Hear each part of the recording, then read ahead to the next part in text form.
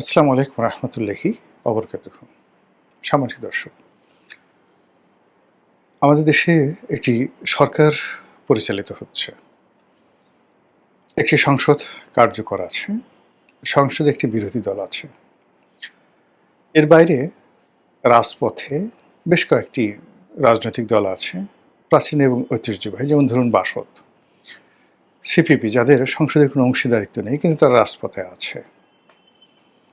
আবার সংসদে জামাত, এনসিপি এবং অন্যান্য সরকারের যে সকল আস্থাভাজন দল রয়েছে, সবাই মিলে সেখানে একটি বিরোধী দল এবং একটি সরকারি দল সংসদকে জমজমাট রাখার চেষ্টা করছেন। বিরোধী দল দাঁড়িয়ে সরকারের সমালোচনা করছে, প্রশংসা করছে, হাস্যরস করছে। আবার সরকারি দলের যারা লোকজন রয়েছেন তারা বিরোধী দলকে কটাক্ষ করে নানা রকম কথাবার্তা বলার চেষ্টা করছেন। এর বাইরে রাজপথে আমরা কি দেখতে পাচ্ছি? রাজপথে এই মুহূর্তে কোনো লড়াই নেই, সংগ্রাম নেই। কেবলমাত্র ইসলামী ব্যাংকের যারা গ্রাহক, তারা ইসলামী ব্যাংকে নতুন প্রশাসক নিয়োগ কিংবা নতুন চেয়ারম্যান নিয়োগ নিয়ে বিরোধিতা করছে এবং সরকারের প্রতি অনাস্থা প্রকাশ করার জন্যে বা ইসলামী ব্যাংকের ম্যানেজমেন্টে নতুন কোনো যে পরিবর্তন হচ্ছে, সেই পরিবর্তনকে গ্রাহকরা আস্থা এবং বিশ্বাসের জায়গায় নিতে না পেরে গত এক সপ্তাহে প্রায় ৩,৫০০ কোটি টাকা সেখান থেকে গ্রাহকরা তাদের আমানত উত্তোলন করে নিয়ে গেছে। পরিস্থিতি সামাল দেওয়ার জন্য ইসলামী ব্যাংক কেন্দ্রীয় ব্যাংকের কাছে তারল্য সংকট মোকাবেলা করতে ১০,০০০ কোটি টাকা তারা হাওলাত চেয়েছে, ঋণ চেয়েছে। এই যে যা কিছু বাংলাদেশে ঘটছে, এগুলো হলো মূল খবর। এর বাইরে যা কিছু হচ্ছে সেগুলো আসলে ওরকম খবর নয়, এগুলো দুর্ঘটনা। কখনো হত্যাকাণ্ড ঘটছে, কখনো ধর্ষণ হচ্ছে, ছিনতাই হচ্ছে, সড়ক দুর্ঘটনা হচ্ছে, ইত্যাদি ইত্যাদি নানা রকম যাকে বলা হয় ঘটনা দুর্ঘটনার মধ্য দিয়ে সারা বাংলায় টেকনাফ থেকে তেঁতুলিয়া পর্যন্ত ১৮ কোটি মানুষের মধ্যে ১৮শত কোটি চিন্তা চেতনা রসায়ন নানাভাবে কাজ করছে। এখন প্রশ্ন হলো যে এত কিছুর এই যে আয়োজন চলছে বা একটা রাষ্ট্র চলছে, বাজেট প্রণীত হচ্ছে, বাজেট সেশন চলছে, অনেক কিছুর দাম বাড়বে, অনেক কিছুর দাম কমে যাবে, অনেক ট্যাক্স বসবে, অনেক ট্যাক্স উঠে যাবে, ইত্যাদি নানা বিষয়ের পরেও মানুষের দৃষ্টি কোথায়? আর মানুষের মধ্যে হাহাকার কি? মানুষের মধ্যে অভাব কি? আপনি যদি গভীরভাবে চিন্তা করেন তাহলে আপনি দেখতে পাবেন যে রাজনীতিতে বিরাট একটা শূন্যতা কাজ করছে। ভীষণ রকম একটা শূন্যতা কাজ করছে। এবং এই শূন্যতা কোনো যেন-তেন শূন্যতা নয়। নিঃসীম নীরবতা, হাহাকার। রাজনীতির ময়দানে আমরা যা কিছু দেখছি, সরকারি দল, বিরোধী দল, কিন্তু এরপরে মনে হচ্ছে কে যেন নেই, কাকে যেন দরকার। সবাই উপস্থিত, কিন্তু এর মধ্যে মনে হচ্ছে কে যেন আসবে বা কে যেন আসবে না, ইত্যাদি নানা রকম পরিস্থিতি আমাদের গল্প, কবিতা, উপন্যাস থেকে শুরু করে সব জায়গাতে এটি মাথাচাড়া দিয়ে উঠেছে। এই হতাশার চিত্র, না পাওয়ার বেদনা, পাওয়ার বেদনা, হারানোর বেদনা এবং নতুন করে কোনো কিছু শুরু করতে না পারার যে ব্যর্থতা, চিন্তা জগতে, অর্থনৈতিক জগতে, মন এবং মননে। তো এই যে আজকের যে অবস্থা, যারা আজকের এই অবস্থার জন্য দায়ী করতে চান, তারা কেউ বিএনপিকে দায়ী করবে না। এমনকি ডক্টর মোহাম্মদ ইউনূসকে আংশিকভাবে দায়ী করা হলেও বর্তমানের যে সমস্যাগুলো রয়েছে, এই সমস্যাগুলো কাটিয়ে ওঠার ক্ষেত্রে সবাই, সরকার পক্ষের যারা লোকজন, এক বাক্যে বলবে ১৭ বছরের দুঃশাসন, শেখ হাসিনার পারিবারিক শাসন, শেখ পরিবারের যাকে বলা হয় সিন্ডিকেট, এগুলোর কারণে বাংলাদেশ থেকে এই লক্ষ লক্ষ কোটি টাকা,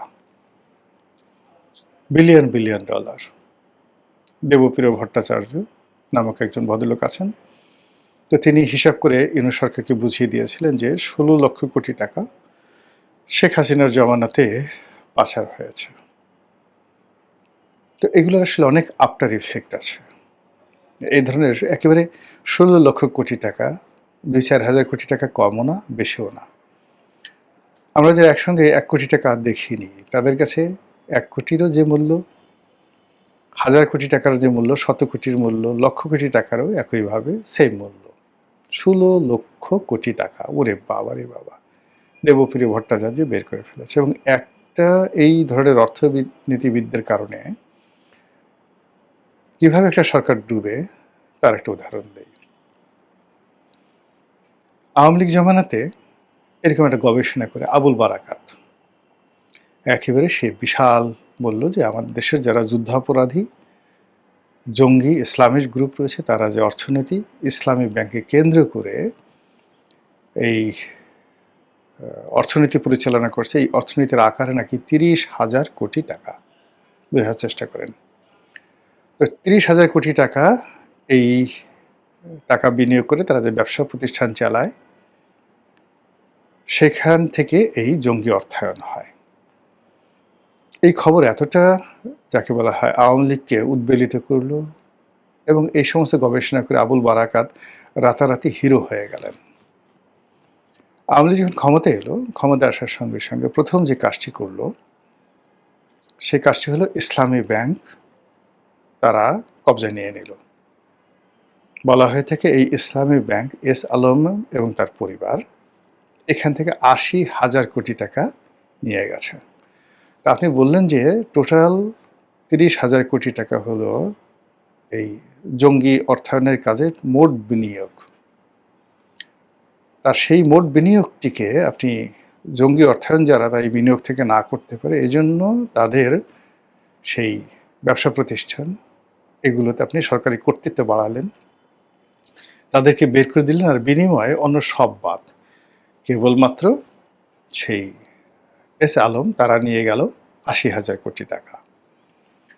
অন্যদিকে আরেকটি আছে নাবিল গ্রুপ, এখন বর্তমান সরকার বলছে তারাও নাকি ৮ থেকে ১০,০০০ কোটি না কত কোটি টাকা নিয়ে গেছে। তারপর সংসদে দাঁড়িয়ে সালাউদ্দিন সাহেব স্বরাষ্ট্রমন্ত্রী বলেছেন যে গত কয়েক বছরে ইসলামী ব্যাংক প্রায় ২২,০০০ কোটি টাকা তছরুপ করেছে। তার মধ্যে ১১,০০০ কোটি টাকা এই নির্বাচনের কয়দিন আগে, জাস্ট যে নির্বাচন হলো সেই কয়দিন আগে তারা তছরুপ করেছে এবং জামাতকে ফান্ডিং করেছে।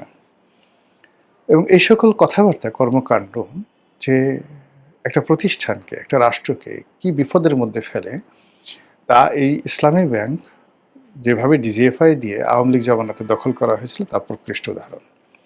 তো সেই দিক থেকে দেবপ্রিয় ভট্টাচার্য এই যে হিসাব করে বলে দিলেন ১৬ লক্ষ কোটি টাকা দেশ থেকে চলে গেছে, এটার যে ইফেক্ট কি, আফটার ইফেক্ট কি, এবং এটার দ্বারা একটা দেশ জাতি যে কতটা ক্ষতিগ্রস্ত হবে, কতটা অবিশ্বাস তৈরি হবে, কতটা ক্রোধ ঘৃণা তৈরি হবে এবং কতটা ঘৃণা তৈরি হবে, এটা এই মুহূর্তে আপনারা কল্পনাও করতে পারছেন না।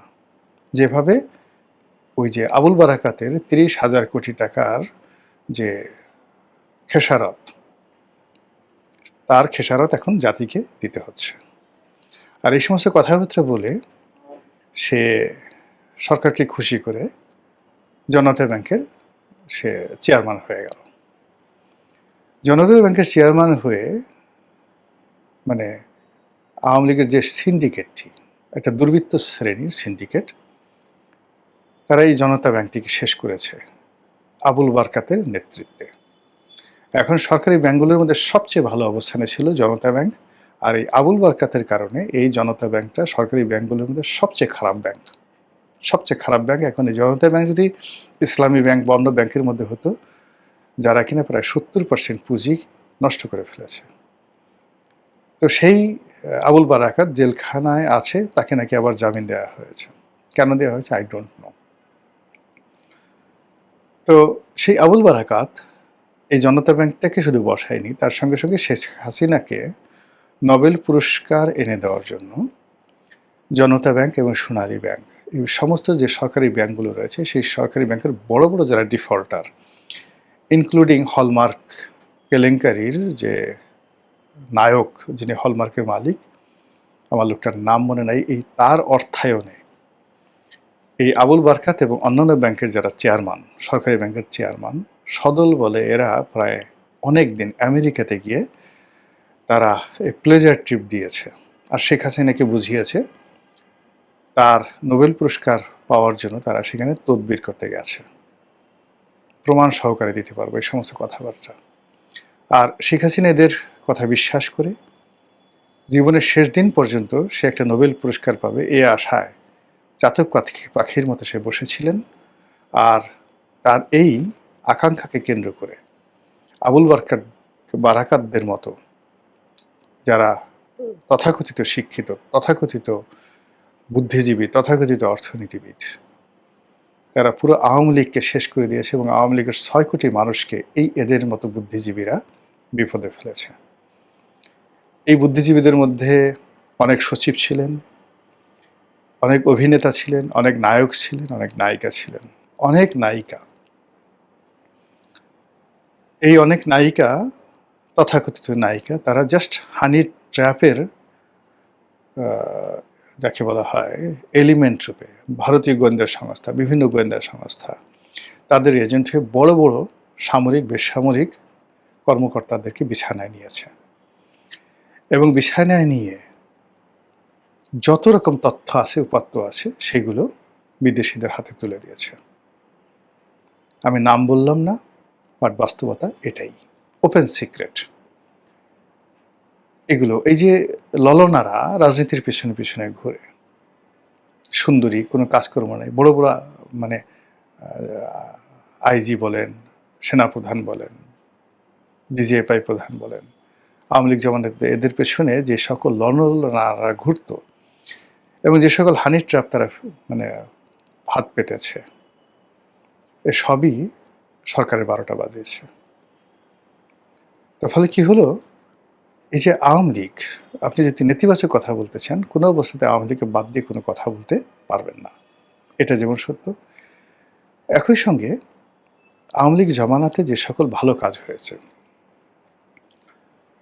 অর্থনীতির একটা গতি ছিল, উন্নয়নের একটা ধারা ছিল, অনেক ক্ষেত্রে সুশাসন ছিল, মানুষের আশ্রয় নেওয়ার মতো একটা জায়গা ছিল, রাজনীতিতে চেইন অফ কমান্ড ছিল এবং শেখ হাসিনার একটা সর্বময় কর্তৃত্ব এবং ক্ষমতা ছিল। আপনি সেটা থেকে কিম জংয়ের সাথে তুলনা করেন কিংবা হিটলার বলেন, মুসোলিনি বলেন, ফ্যাসিস্ট বলেন, does not matter. Sheikh Hasina যেটা চাইতো সেটাই এই বাংলায় হতো, ভালো অথবা মন্দ। যেটি 1%ও করতে পারেননি ডক্টর মোহাম্মদ ইউনূস। তার জামানাতে তাকে মনে হয়েছে he is just like a puppet, just like a puppet. আবার অন্যদিকে বর্তমান সরকার 100 দিনের মধ্যে ক্ষমতায় এসে অনেক সুন্দর সুন্দর কথা বলেছে, বিনয় দেখেছে, ভদ্রতা দেখেছে, কিন্তু কাজের কাজ করতে পারেনি। চাঁদাবাজি বন্ধ হয়নি, দুর্নীতি বন্ধ হয়নি, অনিয়ম বন্ধ হয়নি, সরকারি কাজকর্মে কোনো গতি আসেনি। মন্ত্রীরা সবাই ফাটাকেষ্ট হয়ে নানা রকম নাটক তৈরি করছেন, বিভিন্ন সরকারি অফিসে যাচ্ছেন, একে বরখাস্ত করছেন, ওর ঘুষ ধরছেন, ওর দুর্নীতি ধরছেন, কিন্তু ঘোড়ার ডিম কিছুই হচ্ছে না। কিন্তু শেখ হাসিনা যদি বলতেন যে তোকে লবণ দিয়ে, আদা দিয়ে, মরিচ দিয়ে বাটিয়ে বাটিয়ে খেয়ে ফেলবো, সেটাই হতো। শেখ হাসিনা যদি বলতেন যে চাকরি শেষ, মুহূর্তের মধ্যে চাকরি শেষ, আর শেখ হাসিনা যদি বলতেন যে এটা কর, সাথে সাথে সেটা হয়ে যেত। এখন এই সময়টিতে এসে মানুষ যখন একটা বিশৃঙ্খল অবস্থার মধ্যে পড়ছে, তখন তারা ওই যে আওয়ামী লীগ জমানাতে যে রামদা পার্টি ছিল, ছাত্রলীগ ছিল, যুবলীগ ছিল, এই জিনিসগুলো ভুলে গেছে। এমনকি আমাদের মতো যারা মারাত্মকভাবে ক্ষতিগ্রস্ত হয়েছে ইন পার্সন, এবং আমার ব্যবসা বাণিজ্য, ক্যারিয়ার, এমনকি পারিবারিক জীবন, যেভাবে আওয়ামী লীগের দ্বারা ক্ষতিগ্রস্ত হয়েছে আওয়ামী লীগ জমানাতে, বিভিন্ন গভর্নমেন্ট এজেন্সি ক্যারেক্টার অ্যাসাসিনেশনের জন্য তারা যে সকল কাজ করেছে, কিন্তু এত কিছুর পরেও শেখ হাসিনার পতনের পরে এই গত 2 বছর ধরে যে নতুন একটা পরিস্থিতি তৈরি হয়েছে, সেই পরিস্থিতিতে মনে হচ্ছে যে আগের জমানাটাই ভালো ছিল। ছোট্ট একটা উদাহরণ দেই। আমি থাকতাম ঢাকা কলেজের পেছনে। ঢাকা কলেজের পেছনে আমার বাসা, সেই ১৯৯৭ সন থেকে। তো এই যে আওয়ামী লীগের ১৭ বছরের মধ্যে তো এমপি সময়টা বাদ, এমপি ২০১৩ সন থেকে আমি স্রোতের বিরুদ্ধে চলছি। তো ঢাকা কলেজের ভিতর দিয়ে গেছি, ঢাকা ইউনিভার্সিটির ভিতর দিয়ে আসছি গেছি, কখনো আমার মনের মধ্যে কখনো ভয় আতঙ্ক ছিল না। বরং ছাত্রলীগের ছেলেরা গাড়ির সামনে অনেক সময় পড়তো সালাম দেওয়ার জন্য। গ্লাস নামিয়ে কারোর সাথে হ্যান্ডশেক করতাম, রাস্তায় দাঁড়িয়ে কথা বলতাম বিএনপিতে যোগদান করার পরেও। কিন্তু আমার কাছে কখনো রাত্রি ১টার সময় ওই ঢাকা কলেজের গলি দিয়ে ঢোকার সময় ভয় হতো না। কিন্তু ইউনূসের জমানাতে আমি সেই দিনের বেলাতেও ওই গলিতে ঢুকতে ভয় পেতাম। এবং বলতে গেলে এক ধরনের ভয় থেকেই ধানমন্ডি আমার দীর্ঘদিনের পুরনো আবাসস্থল, নিজের বাড়ি, সেই এলাকা ছেড়ে নতুন একটা এলাকার বাসিন্দা হয়েছে। কষ্ট হচ্ছে। আওয়ামী লীগ জমানাতে আমার ব্যবসা বাণিজ্য বাধা তৈরি করা হয়েছিল, কিন্তু আমি বিকল্প পথ দিয়ে ব্যবসা বাণিজ্য চালিয়ে নিয়েছিলাম। কিন্তু এখন আমার ব্যবসা বাণিজ্য বন্ধ, ব্যবসা বাণিজ্য করতে পারছি না। একটা সাধারণ মামলার একটা শুনানি, হাইকোর্টের একটা শুনানি গত ১৭ মাস ধরে সিরিয়াল আনতে পারছি না। Can you imagine?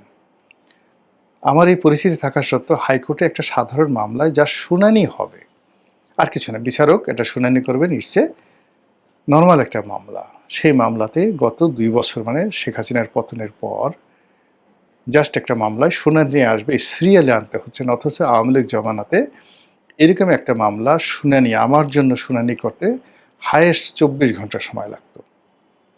২৪ ঘন্টা। কিন্তু সেটা হয়নি। কিভাবে দেখুন আপনাকে বলি। একটা লেখা লিখলাম বাংলাদেশ প্রতিদিনে। সুন্দরী সুজানা, ২ বিরুদ্ধে ১ উকিল। ৩টি মামলা হলো বাংলাদেশ প্রতিদিনের সম্পাদক, আমার বিরুদ্ধে এবং প্রকাশকের বিরুদ্ধে। ঢাকা বার মামলা করলো, সিলেট বার মামলা করলো, রাজশাহী বার মামলা করলো। আমি এবং তারা যেভাবে বার মামলা করলো, মানে ঢাকা বারের ৩৫,০০০ উকিল বার, মানে ঢাকা মানে আইনজীবী সমিতি মামলা করলো, অ্যাজ এ পার্সন না, অ্যাজ এ সমিতি। তেমনি সিলেট বার মামলা করলো, রাজশাহী বার মামলা করলো। সেই মামলায় নর্মালি হাইকোর্টে, যেহেতু এটা মামলায় জামিনযোগ্য দ্বারা হাইকোর্টে আসা যায় না, সেই মামলা আমি হাইকোর্ট থেকে আগাম জামিন নিলাম আওয়ামী লীগ জমানাতে। আবার আগাম জামিন নেওয়ার পরে সেই মামলা আবার আমি শুধুমাত্র হাজিরা দিলাম। নর্মালি যখন ক্রিমিনাল কেস হবে, সেই ক্রিমিনাল কেসের চার্জ ফ্রেম না হওয়া পর্যন্ত আপনি কোয়াশমেন্টে যেতে পারবেন না।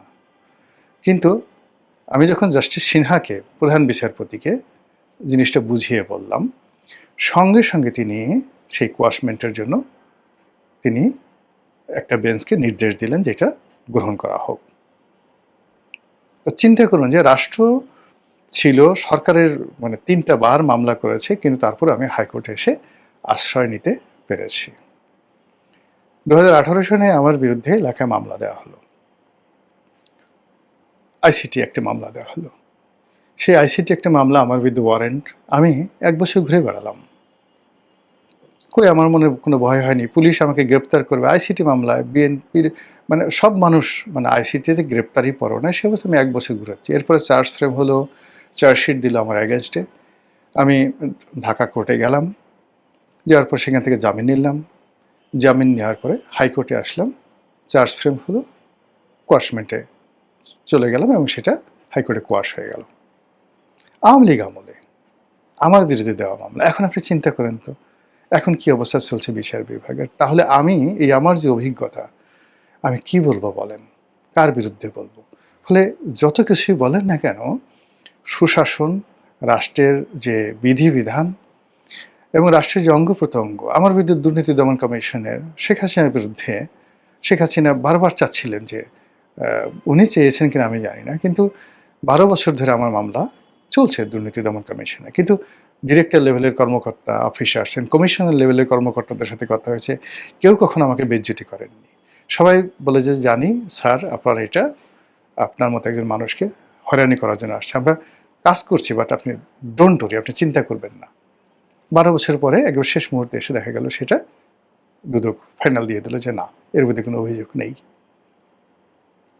হয় রাজ গয়েশ্বরচন্দ্র রায়ের মতো মানুষ, তার মামলা, দুর্নীতি দমন কমিশনের মামলা এই ইনুস জমানাতে, শেখ হাসিনার জমানাতে ওনার একটা মামলা ছিল, ওই যে দুদকের চেয়ারম্যান ছিলেন তিনি তাকে নিশ্চয়তা দিয়েছিলেন যে উইদিন 15 দিনের মধ্যে আমরা একটা ফাইনাল দিয়ে দেব। কিন্তু শেখ হাসিনার পতনের পরে যখন ডক্টর মোহাম্মদ ইউনূস আসলে সেটা ফাইনাল না দিয়ে মানে গয়েশ্বর বাবুর বিরুদ্ধে মামলা দিয়ে হয়েছে। এখন তিনি সেই কোর্টে হাজিরা দিয়েছেন দুদকের মামলাতে। আমাকে একদিন আফসোস করে বলতেছিলেন। সো দিস ইজ, এখন আমরা যে সিস্টেমগুলো চাচ্ছি এইভাবে টেকনাফ থেকে তেঁতুলিয়া পর্যন্ত ভূমি অফিস বলেন, সব জায়গাতে বলেন, যেখানে স্বয়ং ভূমিমন্ত্রী অফিসে গিয়ে কাউকে পাচ্ছেন না, তা জনগণ সেখানে কি অবস্থা? তো এই অবস্থাতে আওয়ামী লীগের অপরিহার্যতা, শেখ হাসিনার স্মৃতি, তার বিষয়গুলো নিয়ে আপনি কি করে জনগণকে মানে আপনি নিবৃত করতে পারবেন যে না, শেখ হাসিনার কথা চিন্তা করা যাবে না, তার কথা বলা যাবে না। সবার আগে বাংলাদেশ এবং সেই বাংলাদেশের প্রতিটা ক্ষেত্রে জনগণের আশা আকাঙ্ক্ষা পূর্ণ না করলে শেখ হাসিনার অপরিহার্যতা এবং আওয়ামী লীগের গুণগান এটা আপনি বন্ধ করতে পারবেন না। মহান আল্লাহ আমাদের সবাইকে হেদায়েত দান করুন, হেফাজত করুন। আসসালামু আলাইকুম ওয়া রাহমাতুল্লাহি ওয়া বারাকাতুহু।